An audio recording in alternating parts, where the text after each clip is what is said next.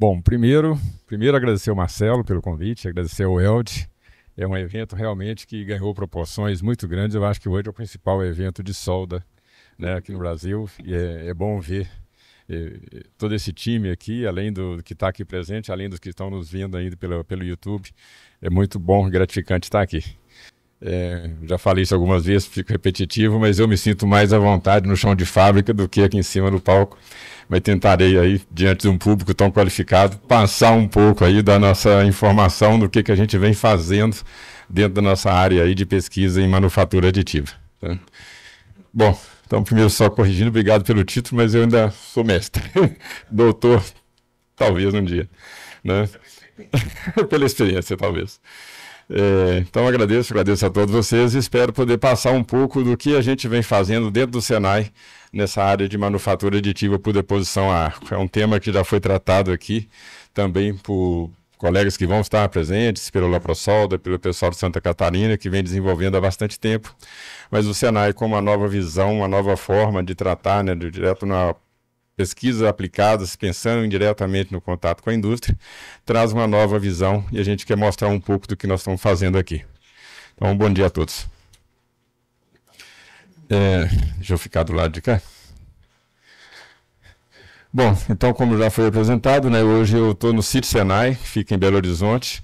O Sítio Senai é um conjunto de institutos Senai de inovação e de tecnologia que estão dentro do mesmo campus, né, e eu coordeno as áreas de metal mecânica e automotivo, e junto com o Instituto de Inovação em Metalurgia nós temos um programa chamado de Programa CDT MADA, que é um Centro de Desenvolvimento da Tecnologia MADA, Manufatura Aditiva por Deposição a Arco, e do que a gente vai tratar aqui hoje. Bom, então só para posicionar, né, a gente está dentro do Sítio Senai, com o Instituto de Inovação que coordena esse projeto. Então nós vamos tratar um pouco dessa nossa estrutura, o objetivo, o escopo do nosso programa, o que são nossos valores, desafios, transferência de tecnologia, como eu falei, a tecnologia, né, o conceito de TRL, eu acho que ele é bem conhecido para a maioria de vocês, mas a gente tem aquele índice de desenvolvimento da tecnologia. Então eu tenho desde a tecnologia básica, que é muito estudada, principalmente pelas universidades, depois um amadurecimento e até que essa tecnologia chegue à indústria, chegue ao consumidor final, nessa escala que vai de 1 a 9, aí, que foi criado pela NASA. O Senai ele sempre trabalhou muito no que chama de Vale da Morte, que é o TRL, quando a tecnologia já está testada dentro de uma universidade, mas ela precisa de ser transferida para o conhecimento na indústria, né? Então o TRL aí de 5, 6 até 8, né, que é um ponto muito crítico no desenvolvimento.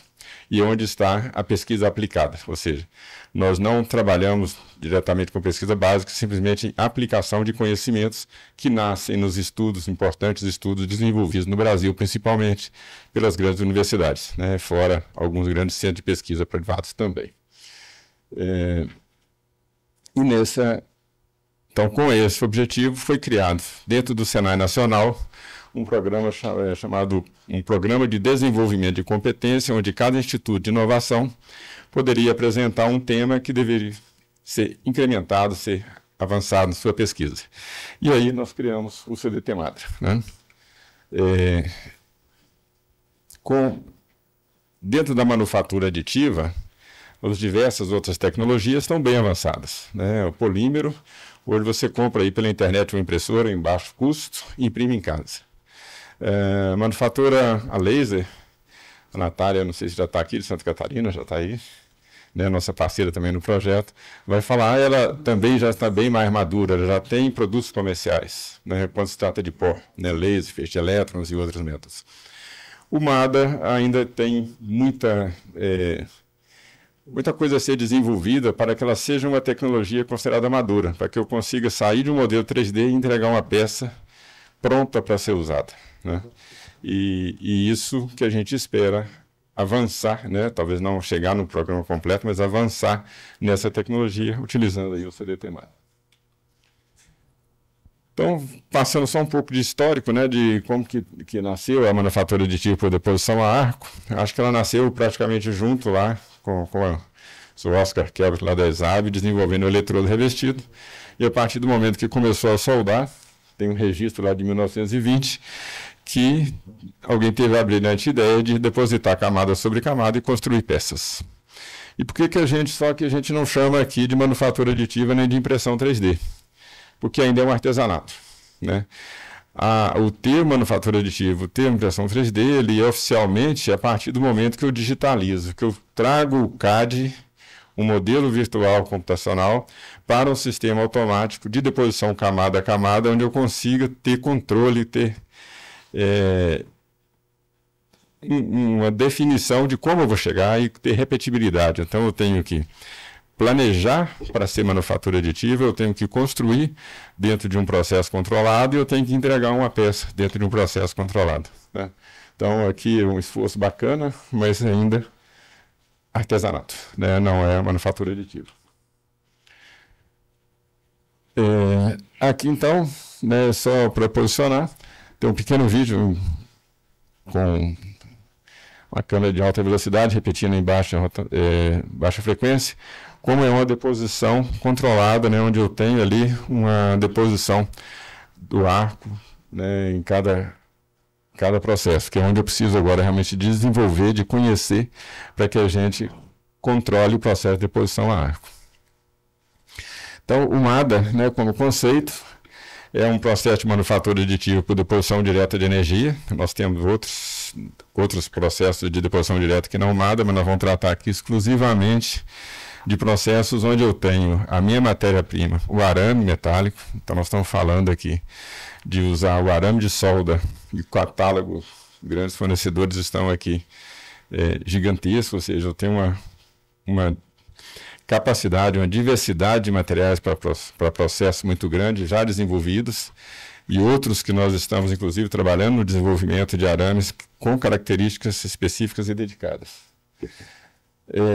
E ela, grande vantagem é que ela utiliza como principal fonte, né, como principal equipamento, os equipamentos de soldagem, né, já conhecidos.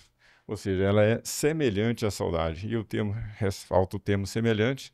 A soldagem é um processo de união de peças. E aqui nós estamos falando de construção de peças e não união. Então isso muda um pouco os conceitos, mas é uma tecnologia que na maioria de vocês aqui extremamente conhecida, né? Ou seja, então eu parto de uma aplicação nova para um processo conhecido. Isso tem uma grande vantagem para a gente. Então, como no processo de solda, o arco funde o arame, né, e ele é depositado ali programadamente camada por camada, de forma a construir a peça, construir a superfície que me interessa. A vantagem hoje do processo robotizado é a digitalização, e aí uma vantagem em relação à maioria dos outros processos de manufatura aditiva é que eu tenho maior liberdade de eixos. Eu tenho normalmente um robô, que é um robô industrial comum aí de 6 eixos, mas eu posso anexar outros dispositivos, como mesas, suportes auxiliares com outros eixos de graus de liberdade, onde eu tenho uma variedade enorme de posições que eu posso trabalhar para soldar. Então, eu saio, primeira coisa da MADA é que eu fico livre da posição obrigatoriamente plana para a construção da peça. Um outro ponto importantíssimo e que faz a diferença para a gente é a proteção, né? Nos processos convencionais eu estou trabalhando em ambientes fechados, ambientes sob gás de proteção ou sob vácuo, quando eu estou falando em feixe de elétrons. E aqui não, no processo de solda eu tenho a proteção gasosa direto na tocha da solda. Então com isso eu ganho liberdade de movimentação, eu ganho liberdade de volumes. Eu não tenho eu tenho um envelope de trabalho limitado pela minha capacidade do robô, mas esse envelope é muito maior do que os processos convencionais. Então, com isso, a gente chega num dos temas da palestra, que é falar sobre manufatura aditiva para grandes volumes. Quando a gente vai falar de manufatura, principalmente baseada em pó, nós temos algumas máquinas grandes, mas nós estamos falando, quando eu falo uma máquina muito grande, eu estou falando em 1 metro. Quando eu estou falando em manufatura aditiva a arco, a maioria aqui já viu, né, os da ponte lá, feita pela MX 3D na Holanda, onde eu tenho peça de metros de comprimento.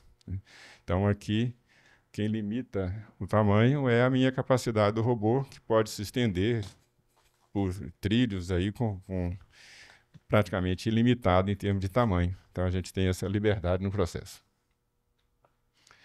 E uma outra grande vantagem, eu não tenho um custo, um investimento tão alto na manufatura aditiva por arco para a infraestrutura inicial. Na nossa infraestrutura, ela é basicamente um robô de solda industrial, né?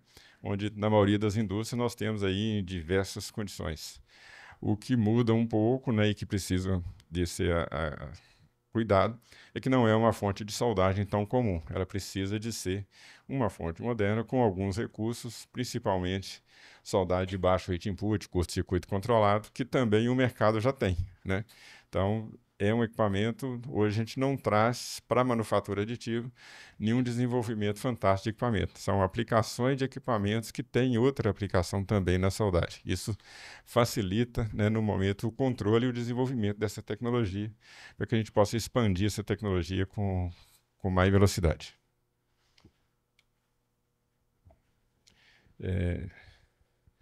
Como vantagens, então, né? Então, é usado como metal, qualquer metal soldável, ou seja, todo o catálogo de arame de solda é um potencial matéria-prima para uma produção, uma manufatura aditiva. Em termos de taxa de deposição, é uma taxa muito boa, ou seja, eu consigo depositar grandes volumes, né? Reduz, né, drasticamente, aí não só o MADA, mas como todos os processos de manufatura aditiva, reduz a quantidade de matéria-prima usada, entendeu? O famoso buy to fly. Então, como eu não tenho que jogar cavaco fora, né, eu vou produzir a peça no net shape ali o mais próximo possível da minha peça final, colocando o adicional apenas onde eu preciso de usinagem de acabamento para um ajuste de tolerância ou por uma questão de rugosidade de forma, mas no volume o menor possível, então eu ganho muito tempo na usinagem. Como já foi falado, a tecnologia de soldagem a arco já é existente. Aí agora começam alguns desafios, tá? Permite liberdade, né, no design de geometrias complexas. E aí quando a gente faz isso, eu que sou jovem há mais tempo do que muitos aqui, nós fomos criados na universidade para projetar peças para serem produzidas pelos processos que existiam na época que nós estudamos. Então, fundição, usinagem, forjamento, caldeiraria. E nós projetamos pensando como que eu vou fazer essa peça. Então, eu parto de geometrias que me permitem produzir, senão não faz sentido. Só que agora eu crio uma metodologia de fabricação que me dá liberdade. Só que eu não estou treinado para produzir essas peças, né? Eu não sou treinado na engenharia para produzir estruturas metálicas parecidas com o corpo humano, né? Que as peças variam de espessura, de geometria, de curvaturas, com uma variação muito grande. O MADA e as tecnologias de manufatura aditiva nos permitem isso. Então, nós precisamos agora, com o desafio de formar engenheiros e desenvolver softwares. Nós temos aqui alguns de softwares também presentes, né? Ou seja, cada vez mais eu não vou fazer simplesmente aquele cálculo simples de dimensionamento de uma viga bem apoiada. Eu vou trabalhar com elemento finito, onde eu tenho que saber exatamente o esforço que existe em cada ponto da peça para que eu coloque o material apenas o suficiente para resistir àquele esforço. Então eu não preciso de... eu preciso de um eixo X e eu vou colocar...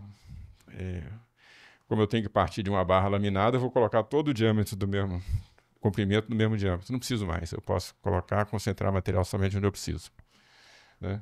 E aí isso traz essa grande vantagem. A gente vai ver geometrias que são desenvolvidas aí para a MADA, muito fluidas, muito leves, né, que permitem redução de peso significativo nas estruturas, com muita rigidez, com muito resultado final.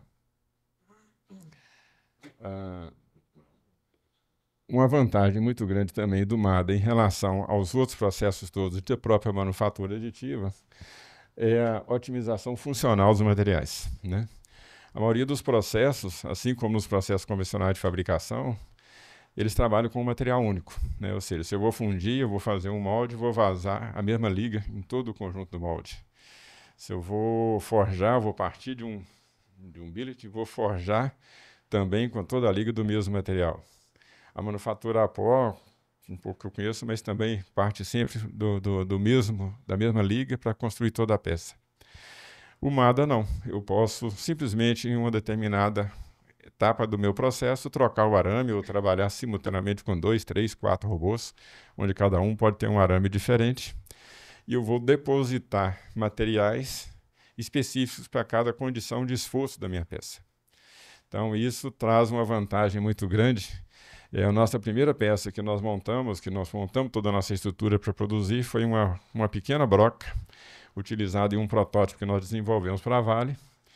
E nessa broca nós já trabalhamos com 3 materiais. Eu trabalhei com um metal de base, que era um 1045, uma haste laminada e usinada em 1045, e depositamos um aço austenítico, e depois, no acabamento onde eu precisava de resistência, eu depositei um aço inox martensítico. Então, essa facilidade de trocar os materiais e colocar os materiais em cada ponto específico é uma característica própria do MADA e que traz, de novo, vantagens para a nossa nova forma de projetar materiais. E, como eu já citei, né, a vantagem aqui da peça é que nós não estamos limitados ao tradicional caixa dos processos de manufatura aditiva comum. Então, aqui, a gente está muito acostumado a ver uma figurinha de uma caixa com a lâmpada de pense fora da caixa. Nós podemos agora produzir fora da caixa, né? Com a manufatura aditiva realmente sem limite dimensional. Então, isso é uma das características que a gente consegue aqui no MADA. Tá?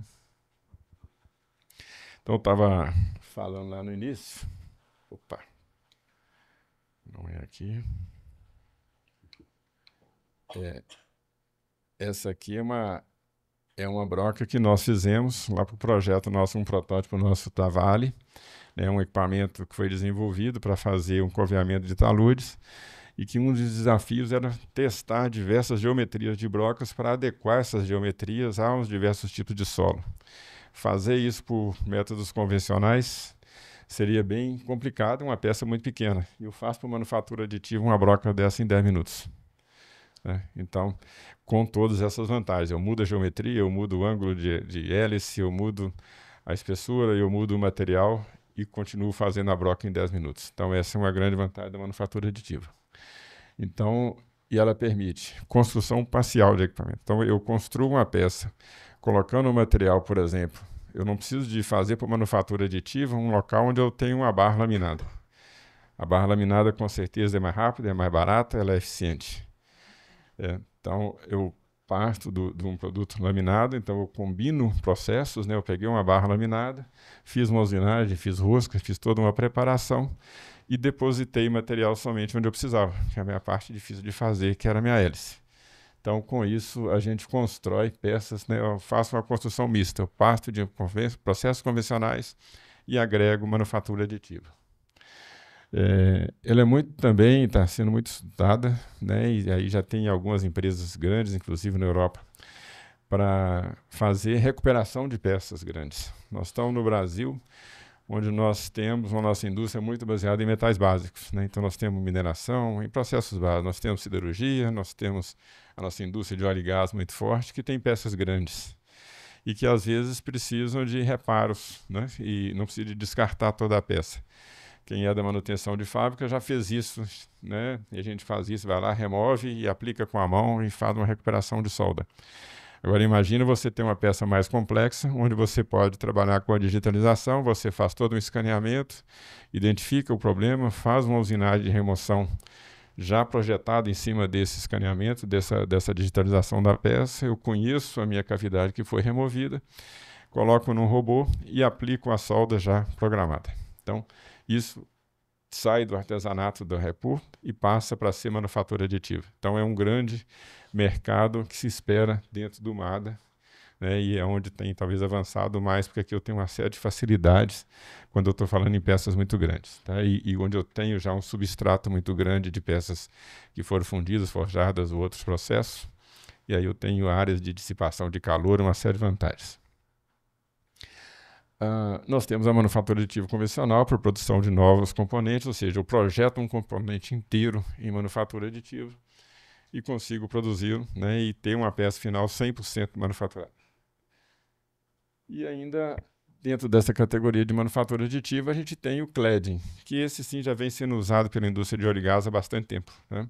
E por outras indústrias. Eu tenho um material e aplico uma camada de revestimento, seja ela para dar condições da peça de resistência à corrosão, ou de resistência à abrasão, erosão, ou um outro processo, onde eu preciso de combinar materiais, aí eu faço isso por cladeamento. Ok? Bom, então, acho que a aplicação do MADA, ela ficou bem clara. Ela tem um mercado muito grande, né?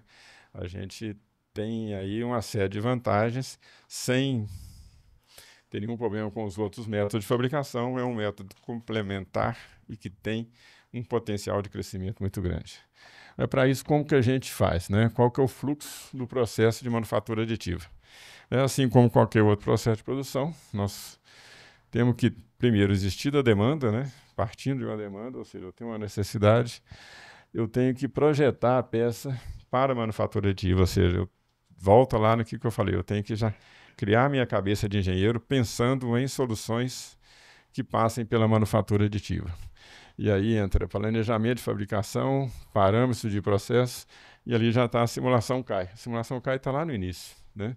Porque se eu vou simplesmente repetir um desenho convencional e fazer para manufatura aditiva, eu preciso da simulação só para me ajudar no meu processo, porque o grande problema aqui são estados transientes, especialmente de temperatura. Eu tenho o tempo todo condições transientes de temperatura, então eu preciso de simular, dependendo do material, para que eu não extrapole alguns limites. Mas se eu quero fazer uma peça, otimizar topologicamente toda a peça, ou seja, sair de uma peça convencional que foi projetada com excesso de materiais devido aos processos produtivos e vou partir para uma nova solução, um novo design, pensando em otimização, aí sim cabe um espaço, tem um espaço gigantesco para que a gente otimize muito aqui. Tá? Passada essa fase, então, projeto, né, pré-processamento, ou seja, preparação para a impressão, a gente vai para o processo em si, que é a deposição. Talvez aqui, na hora que for explicar é o mais simples, mas na verdade tem muita complexidade. Todo mundo que solda aqui conhece as variáveis essenciais dos processos de soldagem, né, o que você controla no campo, como que você faz. Para evitar deformação, você trava, você coloca suporte. Aqui não, aqui nós vamos partir da produção de uma peça do 3D, ele parte do princípio da criação de geometrias em formas livres. Ou seja, eu estou num espaço, eu vou ter um substrato, eu começo a depositar sobre esse substrato, mas ela cresce de uma maneira livre. Eu tenho uma grande vantagem, se eu não tenho restrição, eu tenho menos propensão a alguns defeitos, principalmente as trincas, né? A trinca eu preciso de ter uma restrição que faça esforço em sentido contrário, que eu estou com a peça bem livre, mas em compensação não dá para colocar um cachorro para segurar uma deformação.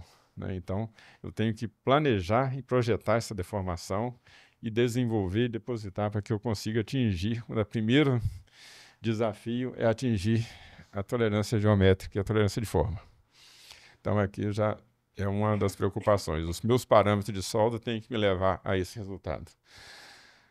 Depois eu tenho que produzir de forma que eu chegue numa peça íntegra. Né? Não adianta nada eu ter uma peça na forma bacana, mas ela não tem capacidade de receber esforço, ela não tem estrutura, integridade estrutural para que ela possa trabalhar. Então, tem que ser pensado. Mas como também garantir a integridade? Aí é um grande gap hoje. Na manufatura aditiva, como garantir que uma peça que eu produzi está adequada, que ela vai resistir? Hoje o que se faz, você produz uma peça e faz ensaio destrutivo. Aí você fala que a peça era boa. Agora eu tenho que produzir de novo da mesma forma e garantir que eu estou conseguindo manter esse padrão. Então, esse é um outro desafio. E aqui sim tem um grande gap em termos de estudo de normas que estão sendo desenvolvidas agora, assim como tem as normas de soldagem, união e soldagem, nós temos que ter as normas para manufatura aditiva. Depois nós vamos falar, aí fica mais fácil, tratamento térmico, ele volta muito parecido com o que já existe convencional, se eu vou ter que fazer uma livre tensão, se eu tenho que fazer um beneficiamento, se eu tenho que fazer uma solubilização para aços austenite principalmente.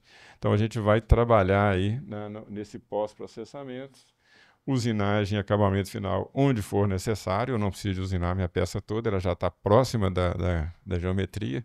Se for possível, eu posso deixar a peça em bruto, senão a gente vai fazer as usinagens na sede de rolamento, nas pontas de dimensão, ou se eu tenho uma superfície que eu preciso de ter um acabamento para evitar fadiga ou qualquer outro processo, que eu tenho que estar com ele numa condição superficial mais pura. Tá, então, contextualizado o MADA, vamos falar um pouco do que é o Plano de Desenvolvimento de Competências que foi desenvolvido pelo Senai, né? Como eu já citei aqui inicialmente, o Senai Nacional criou um programa onde os Institutos Senai de Inovação apresentavam novos desafios dentro da sua área para que a gente pudesse desenvolver uma competência.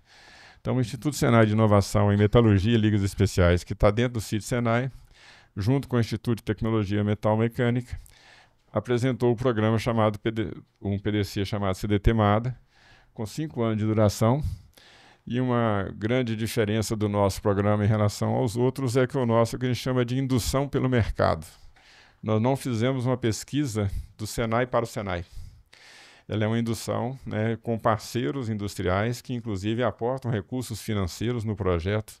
E, no nosso caso, ela está com os parceiros que é a ArcelorMittal, a Belgo Arames, a Delp Engenharia e a MRS Logística. A gente tem toda uma cadeia de interesse. Eu tenho desde o fornecedor do aço, né, a ArcelorMittal produz o fio-máquina, a Belgo produz o arame de solda a partir desse fio-máquina, a Delp Engenharia é uma empresa de construção de equipamentos e a MRS Logística é uma consumidora de equipamentos. Então, toda uma cadeia de formação de interesse foi criada para fazer esse programa de estudo, um programa de 5 anos, 2 anos que a gente está finalizando agora, dedicados à nossa montagem de infraestrutura. Então, nós estamos agora finalizando a nossa infraestrutura que nós planejamos e teremos 3 anos, né? A gente, obviamente, nesses 2 anos, com a estrutura básica, a gente já vai desenvolvendo projetos, estudos, mas agora mais intensamente concentrado nas soluções, na busca aí de processos, né? E conhecimento de realmente aprofundar aí nos gaps tecnológicos que essa tecnologia possui, tá? E como nossa meta, né, ser a referência, especialmente dentro do Senai Nacional, de desenvolvimento da tecnologia MADA, viabilizando os avanços para estar disponível para a indústria, né? Sempre lembrando que pesquisa aplicada, ou seja, eu tenho que ter a indústria como foco no final do nosso projeto. Aqui nesse vídeo, né, mostra um pouco da nossa estrutura inicial, ou seja, eu tenho um robô de solda com uma fonte, né, de soldagem, que é uma Lincoln com o STT, que permite um curto-circuito controlado, e uma mesa posicionadora. É o básico que nós precisamos para a manufatura aditiva. Tá, com aqui eu consigo fazer muita coisa, tá?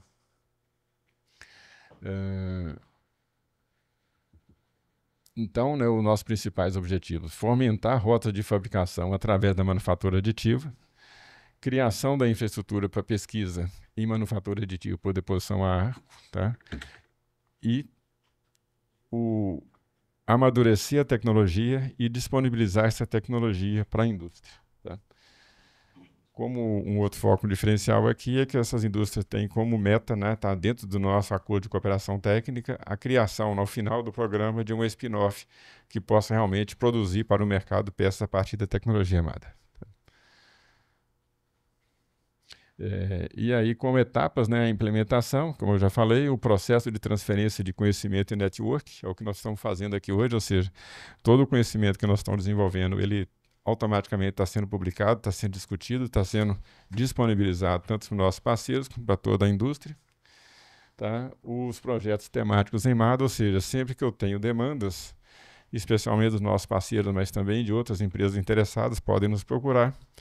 A gente acaba desenvolvendo e produzindo peças, né, que serão aplicadas como método, né, de desenvolvimento prático da tecnologia. Então, obviamente, nós não vamos aplicar nenhuma peça em áreas críticas de segurança, mas onde as peças possam ser aplicadas e que uma eventual falha não cause risco, a gente já está produzindo algumas peças como piloto, tá? Nós não somos fabricantes de peças, nós somos desenvolvimento de protótipos para testes, né? E a operacionalização de todo o equipamento, que é responsabilidade nossa lá dentro do Senai. Então, o CDT-MADA, ele né, as 3 etapas aí que já foram citadas: implementação de infraestrutura, transferência de conhecimento e desenvolvimento de projetos em MADA. Tá? Aqui, como infraestrutura, né? Então, nós partimos da nossa infraestrutura inicial, que é o primeiro robô nosso que nós já temos, operando já há mais de 3 anos. Estamos em aquisição de uma célula agora para peças grandes, ou seja, um sistema de robotizado com trilho, um trilho de 3 metros que me permite crescer, construir peças maiores. Tá? Isso está em processo de compra. Aquela foto de baixo é a nossa célula da MX3D, que nós já citamos aqui. A MX3D, junto com 5 empresas que nós conseguimos mapear no mundo, tá? É uma das empresas que foi eleita a que está mais avançada nessa tecnologia. Então, hoje ela consegue produzir peças para o mercado e ela desenvolveu internamente uma tecnologia muito interessante, combinando equipamento e software numa solução completa. E nós fizemos um acordo de cooperação, uma compra de equipamentos com troca de tecnologia, onde a gente vai implementar esse equipamento. Esse equipamento acabou de chegar semana passada no sítio e nós devemos estar com ele operacional no início de janeiro. Infelizmente, nós teremos um gap aí por causa do final do ano, mas início de janeiro a gente espera já poder inaugurar esse novo equipamento. E adquirimos também softwares, né? Então, nós temos o processo todo da manufatura aditiva. Ele começa lá no projeto, no modelamento. Depois eu preciso de trabalhar esse modelo 3D para que eu consiga produzir ele por camada. Então, para isso, nós temos alguns softwares livres de fatiamento, mas nós trabalhamos com o RobotMaster, que vai nos apoiar no detalhamento do fatiamento, a transferir essa informação para uma trajetória de robô, então planejar toda essa soldagem. Para isso nós temos tanto o RobotMaster como o PowerMill e também o próprio MX3D, que ele traz embutido um seu software. E estamos aqui, hoje tem aqui também o time da Hexagon, que é parceiro nosso, também nós estamos no acordo e adquirindo softwares de simulações de soldagem que vão também nos apoiar em todo esse processo.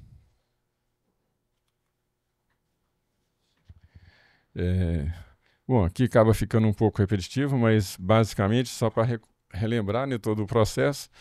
Então eu parto de um modelo CAD-CAM, que é o fundamental para eu chamar de manufatura aditiva. Algum software onde eu faço um fatiamento para que eu consiga definir como que eu vou depositar camada por camada. Uma programação de como que eu vou depositar isso no robô, como que eu vou transferir esse desenho da camada para um processo de deposição a arco. A geração do código, né, e toda a simulação.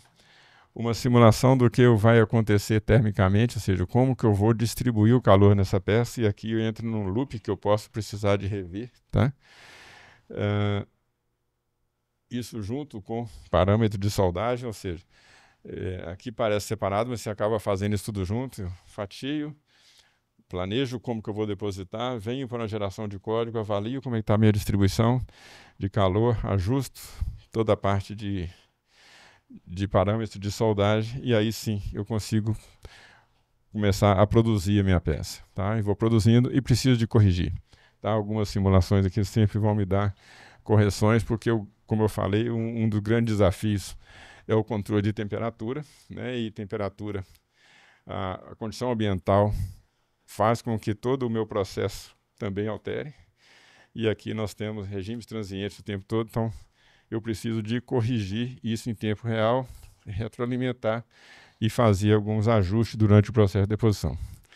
Uma vez depositada a peça, se necessário, tratamento térmico, pós-tratamento, usinagem e o que for necessário para que eu tenha um produto final acabado, tá?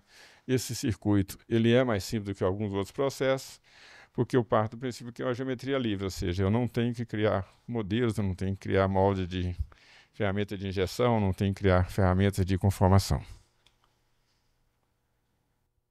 Aqui, só para trazer os nossos principais parceiros, né, que estão trabalhando com a gente nesse projeto. Então, nós temos no campo das instituições de ciência e tecnologia, os institutos Senai. Então, tem o Instituto Senai de Metalurgia e Ligas Especiais, que é o Auner, que é o responsável pelo projeto, junto aqui com o Instituto de Tecnologia Metal Mecânica. E já temos projetos juntos com nossos institutos parceiros em Santa Catarina, tanto o Instituto de Inovação em Sistemas a Laser, quanto o Instituto de Inovação de Sistemas Embarcados, tá?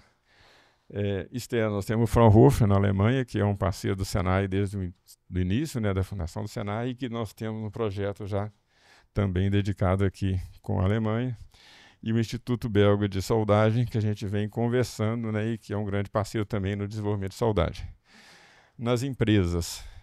Como eu já havia citado, a Celor, Belgo, Delp e MRS são as 4 empresas base que estão nesse projeto, mas a gente traz junto outros processos, outras empresas. Então, o programa ele prevê, né, que a gente continue crescendo e continue trazendo empresas. Hoje nós já temos projetos envolvendo aqui Strocomatic, se não me engano é daqui de São José dos Campos, 3D Lopes, a própria Siemens, a Vale, onde tudo começou, Hexagon também é parceiro, junto com Cornet e Embrapi, que são instituições de apoio, né, de fomento, o Cornet na Europa, a Embrapi aqui no Brasil, apoiando também os nossos projetos. E as publicações acadêmicas, né? Nós temos publicações já com a PUC Minas, com a UFMG, com o ZEDIC, né, na Turquia, e estamos aí trabalhando também na divulgação e na publicação de materiais em MADA, para que a gente consiga fazer esse network, transferir aquilo que a gente está fazendo lá dentro do sítio Senai. Só meu tempo aqui já está ficando curto, mas aqui, falando rapidamente, nós temos com Santa Catarina um projeto chamado Dedicar, que é o único projeto Basic Funding que nós temos, ou seja, é um projeto que sai daquela escala de TRL mais alta, ele vem para um TRL baixo, mas ele é importante dentro do MADA, porque, como eu falei, como nós temos muitas variáveis em solda e essas variáveis interferem o tempo todo no processo produtivo, nós precisamos agora de dar um passo atrás e entender, né, utilizando técnicas de inteligência artificial, de visão computacional, de simulações CAD e CAD, tentar entender melhor o que acontece nas minhas variáveis. Se eu tenho uma variação no meu processo, como eu posso corrigir isso praticamente em tempo real. Então aqui é um projeto de 3 anos e que nós estamos trabalhando no limite aí de TRL 3.4, ou seja, tecnologia ainda incipiente para que a gente consiga desenvolver. Esse nível de pesquisa, tá, a gente tem alguns 2 ou 3 institutos fora, realmente é um desafio muito grande, né, conseguir sucesso, mas o sucesso aqui representa um grande salto na tecnologia para que a gente possa realmente transformar a tecnologia MADA em tecnologia de mercado. O projeto de Juan é o projeto que nós temos junto com o Fraunhofer, também com Embrapi, e o Cornet coordenando esse projeto lá na Europa, na Alemanha, que é um projeto que visa utilizar todas as técnicas de MADA que nós já temos, mas simular as minhas falhas, ou seja, simular uma descontinuidade e descobrir quais são os limites do processo, ou seja, até onde eu posso ir, onde eu não posso ir. Então, esse processo ele é muito interessante porque ele tem uma parte desenvolvida na Alemanha, uma parte desenvolvida no Brasil, uma troca de conhecimento sem que tenha troca financeira. Então, tem um projeto financiado no Brasil, um projeto financiado lá, e nós só trocamos conhecimento. Não tem fluxo financeiro entre os países. Isso facilita muito o nosso intercâmbio, tá? E facilita que a gente traga conhecimentos que a gente talvez demoraria muito tempo para conseguir sozinho aqui.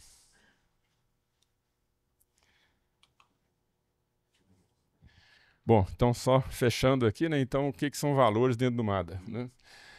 Diminuição de risco para as empresas, né? Ou seja, toda vez que eu tenho uma instituição de ciência e tecnologia, eu tenho fonte de fomento, eu tenho apoio para que esses riscos, né, a chance de dar errado numa pesquisa, ela fica com a gente, com a instituição de apoio, e a gente preserva as empresas, né? E eu transfiro para as empresas um conhecimento já mais robusto para que ela possa aplicar com segurança, né? A diminuição de custos, né?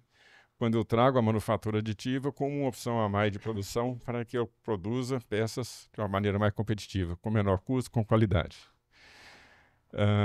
Mapeamento e padronização, né? Então, assim, estabelecer as bases de conhecimento, onde eu vou com manufatura aditiva, onde eu vou com outra tecnologia, o que eu preciso, né, para fazer uma deposição por MADA e ter um domínio tecnológico para que eu consiga produzir. Né? O transbordo da tecnologia, ou seja, utilizar essa tecnologia nos diversos players do mercado, nos diversos mercados aí, eu tenho energia, o óleo e gás, a mineração, automotivo e todas as áreas. Então, levar esse conhecimento para que todos possam. A formação de pessoal, não adianta nada disso se eu não tiver mão de obra qualificada, se eu não tiver conhecimento para discutir esse assunto, tá? Então, isso é um grande desafio nosso. E identificação de soluções e oportunidades. Como eu falei, dentro desse programa já está prevista a criação de uma empresa, um spin-off, mas nós precisamos de criar as bases, como calcular, como projetar e como entender se isso é viável. Então, o desenvolvimento do processo também vai me dar dados suficientes para que a gente consiga fazer essa transferência. E tudo isso, né, levando ao objetivo principal nosso, né, que é aumente a competitividade, que é colocar a indústria brasileira na ponta, que é criar empresa para levar lá para a Alemanha junto com o Marcel, né, porque nós precisamos de mostrar que a gente também desenvolve boa engenharia. Bom, desafios, né? Primeira coisa é entender a influência dos processos, né? Ou seja, todo mundo que solda aqui sabe que nem sempre o cordão de solda sai da forma que a gente planejou, né? Tudo é variável, né? E o principal delas é a temperatura, mas uma pequena falha no alimentador de arame muda toda uma geometria. Você imagina repetir isso milhares de vezes, camada por camada, cordão sobre cordão, né? Então, controlar os processos, estabelecer métodos de impressão, de inspeção, né? A Helena está aqui na frente, vai ver, né? Representa uma das figuras aí que a gente conhece muito e conhece muito de inspeção. Como traduzir todo esse conhecimento que eu tenho na solda de união para a solda de fabricação, tá? Compreender as limitações da tecnologia. Não adianta eu tentar fabricar peças em áreas onde não tem jeito, né? Assim, a tecnologia é inviável. Nós temos que ter esse conhecimento e saber isso aqui dá, isso aqui não pode ser feito. Compreender os custos, né? Porque só assim eu consigo tornar comercial. Eu tenho que saber quanto vai me custar antes de fazer. Comparar propriedades mecânicas e metalúrgicas, talvez essa seja mais fácil, tá? Mas eu preciso também ter isso previamente. Avaliar os modelos de negócio e formar de novo aqui recursos humanos. Bom, aqui está um pouco repetido do que nós já falamos, tá? Então, eu vou finalizar por aqui, só mostrando aqui algumas peças que já são peças produzidas por nós.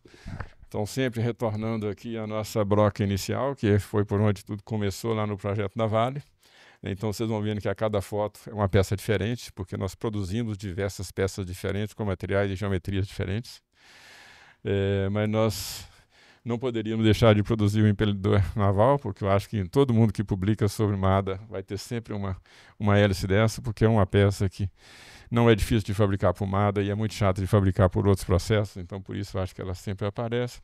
Mas as outras são peças que são demandadas pelos nossos parceiros. Isso aqui é uma proteção de polia para a Belgo. Essa é uma trava que foi desenvolvida dentro da Celor para um processo de laminação deles. Então ele foi desenvolvido por caldeiraria e nós fabricamos ele para manufatura aditiva. E uma série de outras peças, né? A famosa Roldana, ela já esteve na feira aqui. Essa Roldana, tem uma peça que está na Belgo já há quase 2 anos funcionando, sem nenhum problema. Tá? Aqui nós fabricamos uma peça parecendo um disco de freio, mas era uma simples falta de matéria-prima, ou seja, eu tinha um tarugo, mas eu precisava de fazer uma peça de diâmetro maior. Ao invés de criar todo um processo de compra, eu vou lá e fabrico essa peça em 1 dia, 2 dias. Um processo de compra meu demora bastante tempo. Então, são formas que a gente vê que ter o domínio do MADA nos traz flexibilidade, nos traz agilidade, nos traz diversos recursos para produzir, principalmente peças de baixo volume, né? Então, para fechar aqui, né, então, a manufatura aditiva, ela exige mudança, ela exige mudança de mindset. Eu tenho que pensar, né, e rever como que nós planejamos e produzimos. E para isso eu tenho que disseminar a ação da técnica, eu tenho que qualificação do processo, qualificação de componentes, qualificação de mão de obra, né? E o CDT MADA, ele vem com esse objetivo, cumprir esses gaps, nós preencher esses gaps aí. Nós queremos desenvolver a tecnologia, desenvolver pessoas, desenvolver processos e ajudar a ter a tecnologia MADA como mais uma alternativa para que a gente possa produzir aí usando todos os recursos necessários. Pessoal, desculpa, é isso. O tempo ali está em cima da hora. Caso alguém ainda tenha 1 minutinho, posso fazer pergunta? Sim, agora a gente tem 10 minutinhos para quem tem algumas perguntas para o Dr. Júlio, tá? Obrigada.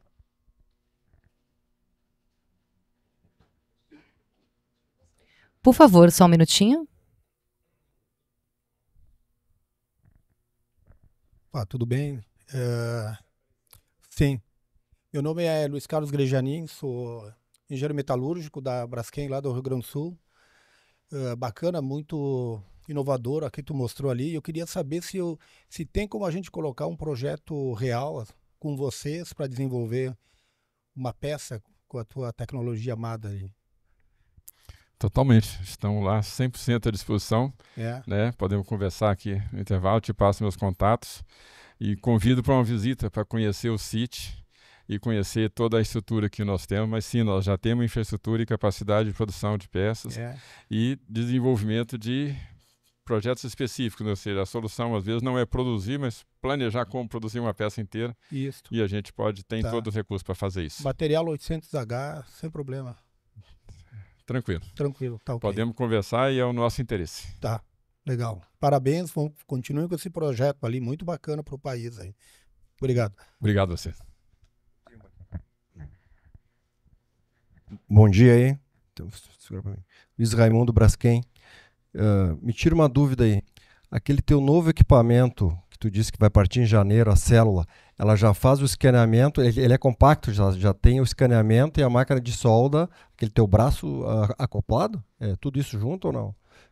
Não, ele é um que a dúvida que eu tinha, só para complementar, a dúvida que eu tinha no início, como é que tu fazia o escaneamento e depois hoje tu fazes em tratamento separado. Tu tem um equipamento para escanear e te traz depois lá essa peça para te fazer ali. Naquele novo que tu está comprando, parece que já tem uma central com um computador, já escaneia junto com a máquina. É isso? Não, explica um pouquinho melhor aí, por favor. Deixa eu explicar. Não, é um pouco diferente. É um equipamento muito completo em produção da peça. Ou seja, eu preciso de entrar já com o meu modelo pronto, o modelo digital. Mas nós temos toda uma estrutura que já é antiga nossa de engenharia reversa. Então, scanners, laser tracker, maneiras de medição diversas, né? E todo um time de engenharia. Nosso instituto hoje, na parte de PDI, nós já estamos com mais de 30 engenheiros, mestres, doutores dedicados, né, a atender a indústria. Então, eu tenho engenheiros mecânicos, eu tenho engenheiros de automação, tenho engenheiros na área de TI. Então, nós temos todo um time capaz de pegar uma peça sua, seja ela uma engenharia reversa, a partir de uma peça que você já existe, ou a criação de uma solução, né, que seria projetar uma peça nova para uma solução que ainda não existe, dentro do nosso instituto. Mas a célula da MX3D, ela parte do modelo matemático já pronto. Eu tenho um software que vai me ajudar a partir do fatiamento. Tá? Então, já pensando na produção. Ok, obrigado. Alguém mais gostaria de fazer uma pergunta? Obrigado.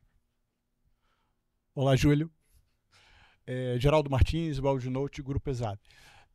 Minha pergunta é, em relação à dimensão da peça, a manufatura aditiva, ela atende algum limite ou qualquer tipo de necessidade, independente do tamanho que ela tenha, é possível utilizar essa tecnologia? Obrigado, Geraldo, pela pergunta. Tecnicamente não existe um limite, tá? E aí eu vou mostrar um pouquinho melhor.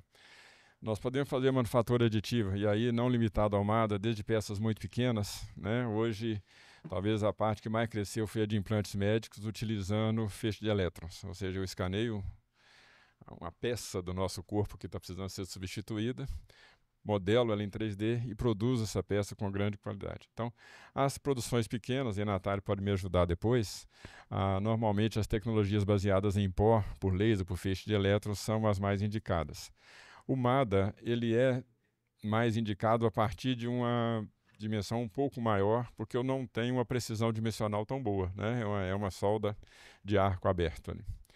Agora, o limite máximo, tá? Então, assim, vamos partir de uma peça pequena, vamos começar aí com 1 kg, 2 kg de peça, mas nós produzimos peças menores. E o limite maior. O nosso robô hoje, aquele primeiro robô nosso, tem uma mesa posicionadora para 250 kg e um robô com um braço de 1.600. Então, esse é o meu limite do envelope. A MX3D está vindo com uma mesa de 750 quilos e um braço de quase 2 metros. Nós estamos montando uma terceira célula com um trilho de 3 metros, útil.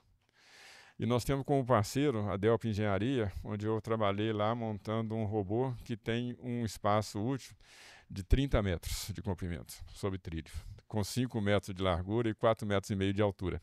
Então, esse é o limite, né? Ou seja, o limitador do tamanho da peça é o envelope de operação do robô. Agora, vale a pena eu fabricar uma peça para manufatura aditiva de 30 metros? 100% manufatura aditiva? Muito provavelmente não, economicamente. Mas aí é o estudo que nós vamos precisar. Mas eu posso fazer uma fabricação mista, onde eu tenho junção de peças laminadas, por exemplo, com alguns detalhes manufaturados para manufatura aditiva, que vale a pena eu montar dentro de uma célula de produção dessa. Então, cada caso tem que ser estudado, por isso que é importante a gente conhecer os custos, conhecer as condições, para que a gente avalie a viabilidade, qual é a melhor maneira de manufaturar, né? Nós não podemos pensar que daqui a pouco eu acabo com os almoxarifados, basta ter um estoque digital e vou lá, aperto um botão e produzo uma peça. É um pouco mais complexo. Nós vamos para a última pergunta, tá, doutor Júlio? E quem mais tiver dúvidas, quiser mais informações, podem conversar com ele. Já tem aqui uma pessoa, mas pode conversar com ele no coffee break, né? Pegar o contato, tá? Fiquem à vontade. Bom dia, Júlio. Obrigado pela sua citação do meu nome, né? Bom, como eu trabalhei muito tempo em inspeção, vem aí a seguinte pergunta. A gente sempre estava buscando detectar descontinuidades, né? Então, as descontinuidades são praticamente de 3 grupos, né? De origem metalúrgica, de origem de operacional e as trincas. Nesse caso do seu desenvolvimento, o que você tem feito com esse enfoque? Obrigado, Helena. Como eu falei, é um dos grandes gaps, tá? A gente sempre, né, trabalha com inspeção e você trabalha muito baseado no que as normas dizem, né, e as normas trazem. E as normas trazem isso de um histórico de evolução, normalmente, muitas vezes, análise de falha, análise de acidente, e o que é possível e o que não é possível. Na manufatura aditiva, nós temos exatamente as mesmas descontinuidades que nós já conhecemos dos processos de soldagem, principalmente soldagem de união de multipasses, né? Então, os poros, as trincas, falta de fusão, nós trabalhamos com heat input baixo, então a falta de fusão ela é um risco permanente, né? Agora, as normas estão sendo criadas agora, os comitês da STM, o comitê da DNV, comitês da Lloyds, todos eles estão descrevendo e criando esses processos. Só que a geometria complexa nem sempre ela é favorável ao ensaio, né? Por exemplo, a geometria com muitas variações para você fazer por raio-x ou para fazer por ultrassom, às vezes é complicado. Então, isso a gente está começando a estudar. Por isso que eu citei aqui, que as peças que nós fabricamos hoje, nós só fabricamos e só autorizamos a utilização da peça quando a falha não imputa em risco, né? Porque o grande e o maior desafio para que a gente possa usar essa peça numa área de risco, numa área de óleo e gás, numa área de mineração onde eu possa ter risco, é garantir essa integridade. E aí sim, nós vamos ter que trabalhar ainda, não tenho a resposta aqui agora, tá? Todos os métodos que são conhecidos provavelmente serão utilizados. Mas talvez alguns novos métodos terão que ser desenvolvidos para que eu consiga detectar descontinuidades volumétricas em peças com geometrias que eu não tenho acesso na área interna depois de construída, ou que eu não tenho uma geometria que me permita, por exemplo, uma área de varredura de ultrassom. Tá? Esse é um dos grandes desafios que nós temos. Ok, obrigado. Obrigado a você. Nós ainda temos 3 minutinhos, tinha mais uma pergunta aqui no fundo, né? Vamos lá.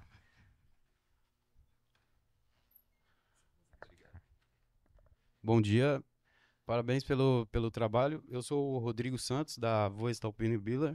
Eu queria saber se hoje, nos seus projetos que usam um arame como matéria-prima, se você já usa um dedicado para essa aplicação.